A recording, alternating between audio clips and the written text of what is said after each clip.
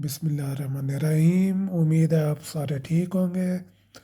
आज का ज़बरदस्त टॉपिक है। ये मेथड मेरी पूरी टीम ने इसे इक्नॉलेज किया है।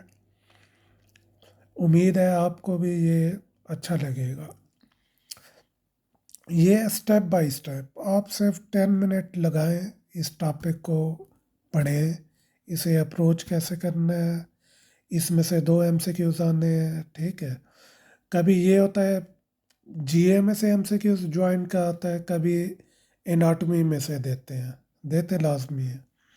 अच्छा, पहला स्टेप क्या है? पहला स्टेप है क्लासीफाई करना, ठीक है। क्लासीफाई करेंगे, ये पहला स्टेप है। फिर मैं एग्जांपल भी दूंगा, ये है एग्जांपल। आप विद इन 5 सेकेंड कैसे आप, ये एग्जांपल है, विद इन 5 सेकेंड आप कैसे सॉल्व करोगे। ओके, मैं स्टार्ट कर रहा हूँ। Step number 1, first of all we should know classification of joints. There are two ways of classification of joint. First is structural. Structural पहला स्टेप हमने देखना है कि on the basis of structure कितनी टाइप है जॉइंट की। ये है 3 टाइप, ये पहला स्टेप है, ठीक है। सिन आर्थरिटिक, एम्फी आर्थरिटिक और डाई आर्थरिटिक, ठीक है। अब इसका ये निमोनिक मैंने नोट्स में दिया हुआ है, कैसे आपने याद करना है, ठीक है। कि I am sad, I will not do any function, ठीक है। ये इसका निमोनिक है क्लासिफिकेशन का, ठीक है। ये आपने पढ़ लेना है। ऐसे सिन आर्थरिटिक, इसका भी निमोनिक है, कैसे आप ये सिन सिन यानी नो मूवमेंट एट ऑल, ठीक है। सिनफुल बंदे किधर जाते हैं? प्रिजन में। प्रिजन में कोई मूवमेंट नहीं होती, ऐसे आप याद कर सकते हैं। अगर हम ये रूल याद कर लें, अगर हम 5 जॉइंट याद कर लें, सिन आर्थरिटिक और एम्फी आर्थरिटिक है, तो बाकी सारे डाई आर्थरिटिक हैं। ऑल आर डाई आर्थरिटिक, ठीक है। ये स्टेप नंबर 1 है। अब सिन आर्थरिटिक में 3 हमने याद करने हैं: क्रेनियल सुचर्स, सिन डिस्मोसिस, गोम्फोसिस, ठीक है। सिन डिस्मोसिस क्या है? इंटरऑशियस मेम्ब्रेन है, ये रेडियस और अल्ना के मिड शेफ्ट पे, इसमें ये मेम्ब्रेन है। लेकिन ये जॉइंट की टाइप है, और कौन से जॉइंट की टाइप है? सिन आर्थरेटिक। और सिन आर्थरेटिक नो मूवमेंट, ठीक है। और टीबिया और फेबुला के मिड शेप में ये इंटरऑशियस मेम्ब्रेन, ये भी एमसीक्यूज आ सकता है। सिन डिस्मोसिस क्या है, ठीक है। गोम्फोसिस क्या है? ये भी एग्जांपल है सिन आर्थरेटिक की, ये टीथ एंड सॉकेट। अच्छा, ये स्टेप नंबर 1 हो गया है कंप्लीट। हमें पता चल गया है सिन आर्थरेटिक और एम्फी आर्थरिटिक कौन से हैं, ठीक है। ये निमोनिक मैंने दिए हुए हैं। अब एम्फी आर्थरिटिक सिर्फ 2 एग्जांपल है, ये निमोनिक भी है, इसका आपको कैसे याद करना है, ठीक है। इसमें इंटरवर्टिब्रल डिस्क और सिम्फिसिस प्यूबिस, ठीक है ये। और तीसरी एग्जांपल है ग्रोथ प्लेट की बिटवीन डायफेसिस और एपिफाइसिस, ठीक है। अब ये हमने जॉइंट याद कर लिए है, ये मैंने लिखा भी है। सिर्फ 10 मिनट रिक्वायर्ड है आपके पास। आपने इन नोट्स को पढ़ना है, वीडियो देखनी है, फिर आपको कोई भी एमसीक्यूज चाहे जनरल में से देता है, चाहे इधर एनाटमी में से देता है अबाउट जॉइंट, आपका मिस नहीं होगा, और ये फॉर एवर आपको याद रहेगा, लॉन्ग टर्म। अच्छा, डाई डाई ये डाई आर्थरिटिक को हम कैसे याद करेंगे? डाई अनटिल मूव, यानी जब ये निमोनिक है, आप इजीली देख लेंगे नोट्स में, ठीक है। नेक्स्ट स्टेप क्या है? स्टेप नंबर 1 कंप्लीट, कि हमने वो जॉइंट याद कर लिए हैं, बाकी सारे ऑल जॉइंट आर डाई आर्थरिटिक।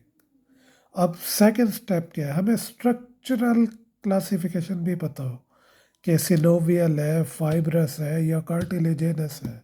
ये स्टेप नंबर 2 है, ठीक है। अगर हम फाइब्रस और कार्टिलेजेनस याद कर लेते हैं तो हम सिनोवियल, अब स्टेप 1 स्टेप बाय स्टेप चल रहे। फाइब्रस में होता है डेंस कोलाजन फाइबर, लिहाजा ये मूवेबल नहीं होंगे। इसकी वही एग्जांपल होगी जो सेन आर्थराइटिस की है। It's clear, it's clear. ये बाद में जब सारे 4 स्टेप क्लियर हो जाएंगे फिर आपसे क्वेश्चन करेंगे। अच्छा, कार्टिलेजेनस, ये सेकंड स्ट्रक्चर क्लासिफिकेशन कौन सी है? कार्टिलेजेनस क्लासिफिकेशन ऑफ जॉइंट। ये भी स्लाइटली या लिटिल मूवेबल होते हैं। सो इसके एग्जाम्पल वही होंगे जो एम्फी आर्थराइटिस की है। ग्रोथ प्लेट, इंटरवर्टिब्रल डिस्क, ठीक है ये, और symphysis pubis. Okay, I hope you will get it.